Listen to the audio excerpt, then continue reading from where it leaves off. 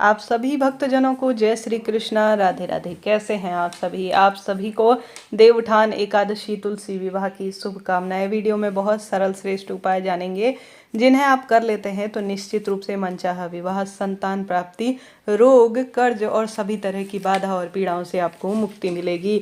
देर ना करते हुए आरंभ करते हैं। सबसे पहले एकादशी के दिन आपको कैसे शुरुआत करनी है अपने दिन की। नहाने के पानी में 1 चुटकी हल्दी डालनी है और गंगा जल डालना है। सबसे श्रेष्ठ यह दिन है। गंगा जल और हल्दी जो है वह श्री नारायण को प्रिय है और जो भी व्यक्ति इसका उपयोग करता है और ओम नमो भगवते वासुदेवाय महामंत्र का स्टार्ट करता है, अपना दिन शुरुआत करता है, उसके सभी रोग, दोष, कष्ट, संकट, पीड़ाओं से मुक्ति होती है। उसके बाद आप सभी को एक जल का लोटा लेना है। श्री नारायण और माता तुलसी और माता लक्ष्मी का स्मरण करते हुए आपके अपने घर की साफ सफाई के बाद घर के दरवाजे पर थोड़ा थोड़ा आपको हल्दी मिश्रित जल का छिड़काव करना है। इससे माँ लक्ष्मी घर पर आती हैं और धन धान्य के इससे बरकत के अवसर बनते हैं। घर पर भी आप थोड़ा बहुत जो है अपनी इच्छा शक्ति सामर्थ्य अनुसार अपने घर के मंदिर में, अपने घर के प्रत्येक हिस्से में और दरवाजे पर जल का थोड़ा सा छिड़काव जरूर से कीजिएगा। यह बहुत सुखद और श्रेष्ठ माना जाता है। उसके पश्चात आप सभी को प्रभु के नाम मंत्र का स्मरण करते हुए अपने घर के मंदिर में यह उपाय करना शुरू करना है। उपाय काफ़ी सरल है और बहुत श्रेष्ठ इसके परिणाम मिलते हैं। कैसे करें, कब करें, ध्यान से सुने। उपाय करने के लिए आपको 5 स्वास्तिक का एक सरल कार्य करना है, जो पहला उपाय है। दूसरा अन्य उपाय भी हैं, उन्हें भी सुनते हुए जाइएगा, आधा अधूरा वीडियो नहीं छोड़ना है। विधि विधान से कैसे तुलसी पूजा करें, कैसे देवउठनी एकादशी का जो तुलसी विवाह का किया जाता है कार्य, उसका वीडियो पहले ही प्रसार हो चुका है, आप उस वीडियो को देखिए। आपको गंगा जल मिश्रित थोड़ा सा जो जल है वह 1 कटोरी में हल्दी के साथ घोल लेना है। अब इस पेस्ट को आपको सबसे पहले श्री नारायण के श्री चरणों में, अर्थात माता लक्ष्मी के साथ जो उनकी प्रतिमा, फोटो है या विग्रह स्वरूप है, उनके चरणों में आपको हल्दी जरूर से लगानी है। जब हल्दी लग जाए तो थोड़ा सा आपके उंगलियों में भी यह बच ही जाएगी, तो इस हल्दी का आपको प्रयोग करना है। अपने घर के मंदिर में दीपक प्रज्वलित करें। विधि विधान से दीप लगाने के बाद श्री नारायण की मूर्ति प्रतिमा में आपको हल्दी लगानी है। हल्दी लगाने के पश्चात ओम नमो भगवते वासुदेवाय महामंत्र का जाप करते हुए आप या तो 11 तुलसी के पत्ते ले सकते हैं, नहीं तो 11 का भाव करते हुए मात्र 1 तुलसी का पत्ता भी आप ले सकते हैं। कई बार होता है कि 11 तुलसी के पत्ते नहीं मिल पाते हैं, तो मात्र 1 तुलसी का पत्ता ले लेंगे तो भी पर्याप्त होगा। तुलसी का पत्ता तोड़ना नहीं है। झड़ा हुआ तुलसी का पत्ता या पहले से श्री नारायण को समर्पित किया हुआ तुलसी का पत्ता आपको लेना है। ओम नमो भगवते वासुदेवाय और नाम गोत्र बोलते हुए आपको तुलसी के पत्ते में अपनी अनामिका उंगली से श्री नारायण के समक्ष हल्दी उसमें लगाकर समर्पित कर देना है। जब आप लगाएंगे तुलसी में हल्दी 1 चुटकी जो पत्ती है, तब अपना नाम गोत्र और अपनी मनोकामना जरूर से बोलिएगा। चाहे तो 11 तुलसी के पत्ते लीजिए, चाहे तो 1 ले सकते हैं, इच्छा आपकी है। आपको प्रभु को इसे समर्पित कर देना है। कभी भी पूरे दिन भर में कर सकते हैं। बाद में जब भोग प्रसाद जब प्रभु ग्रहण कर चुके होंगे तो बाद में इसे आप विसर्जित कर सकते हैं। अब श्री नारायण को जो आपने हल्दी समर्पित कर रखी है उनके श्री चरणों में, उसमें से थोड़ा सा आपको अंश प्राप्त कर लेना है और जिसमें आपने हल्दी मिला रखी है उसे आप सभी को अच्छी तरह से घोल लेना है। घोलने के बाद आपको देवउठनी एकादशी के दिन से सभी शुभ काम होते हैं, आप जानते होंगे।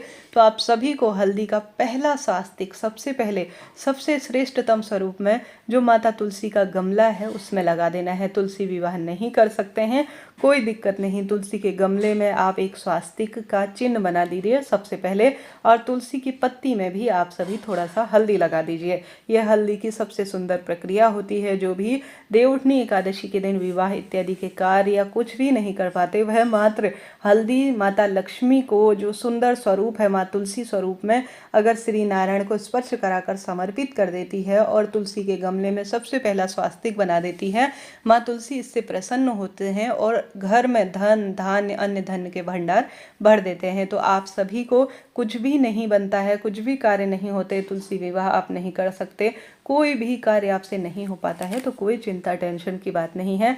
श्री नारायण को आप हल्दी समर्पित कर कर उस हल्दी को थोड़ा प्राप्त कर कर अपनी मनोकामना कहकर आप जो है हल्दी के गमले में अर्थात तुलसी के गमले में अपना नाम गोत्र बोलकर हल्दी का स्वास्तिक लगा दीजिए और तुलसी माता को आवश्यक रूप से थोड़ा हल्दी समर्पित कर दीजिए।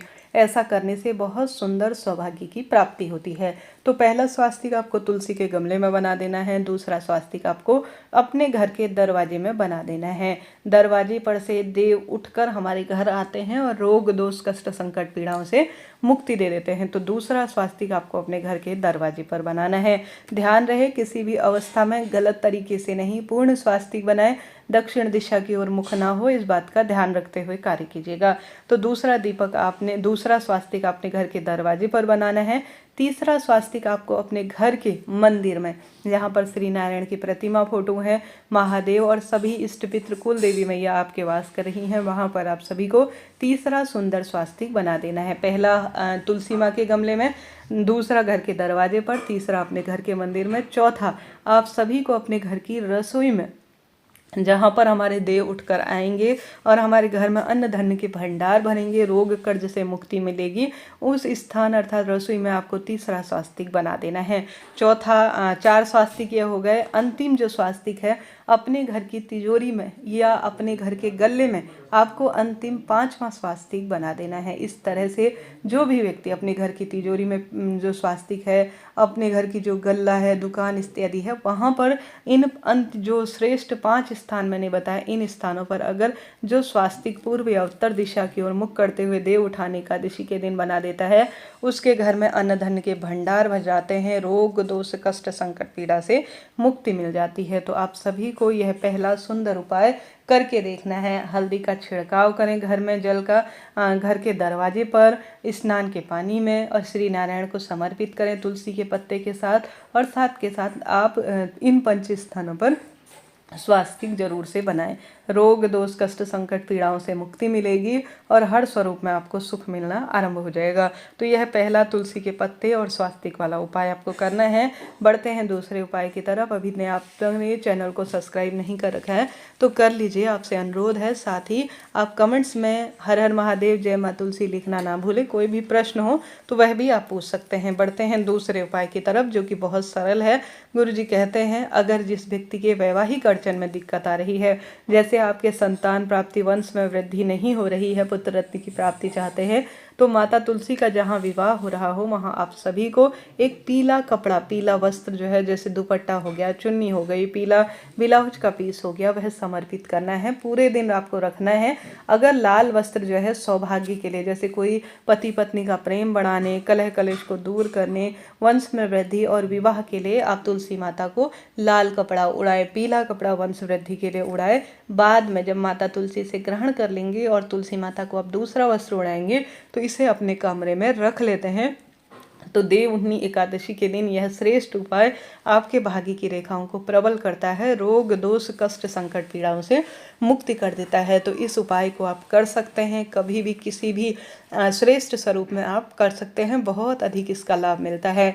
2 उपाय यह हो गए। तीसरा जो कि गुरुजी ने बहुत सुंदर और श्रेष्ठ बता रखा है, वह है हल्दी और 1 रुपये के सिक्के का उपाय। आप सभी को यह करने का प्रयत्न करना है। आपके घर पर जहाँ पर भी तुलसी विवाह करते हैं या कोई अन्य व्यक्ति तुलसी विवाह करता है, तो सबसे पहले आपको तुलसी विवाह के स्थान पर जहाँ मंडप बनेगा, जहाँ चौकी रखी जाएगी, 1 रुपये का सिक्का आपको रख देना है।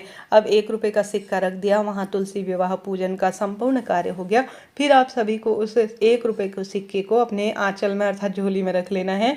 फिर आप सभी को उसे हल्दी में रंग कर किसी लाल कपड़े में या पीले कपड़े में अपनी तिजोरी में रख लेते हैं। तो गुरुदेव कहते हैं आपके दुकान में बहुत बरकत होती है, परिवार में धन धान्य की कमी नहीं होती, रोग दोष कष्ट संकट पीड़ाओं से मुक्ति मिलना आरंभ हो जाती है। तो 3 सुंदर उपायों में से कोई एक उपाय करिएगा, चाहे तो तीनों कर सकते हैं, लाभ तो आपको मिलना ही है। हर हर महादेव।